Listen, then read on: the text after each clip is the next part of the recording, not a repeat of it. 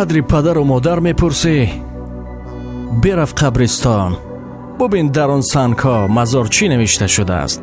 پدر جان، مادر جان، چرا رفته؟ جان جان این و آن.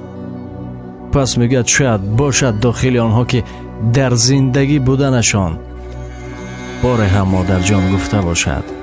محمد غایب میگوید مادر بگذشت، یک دل آگاه نماند، یک دیده انتظار در راه نماند. وقتی که خزینه داری درگاه نماند، در خرمن عمر ما بجز کاه نماند. بگذشت پدر، شکست تقدیر شدیم، چون جمع به طرح عمر تسلیم شدیم. با این دو گپ تقسیم نبود، مادر که گذشت همه تقسیم شدیم. خود را احتیاط کنید.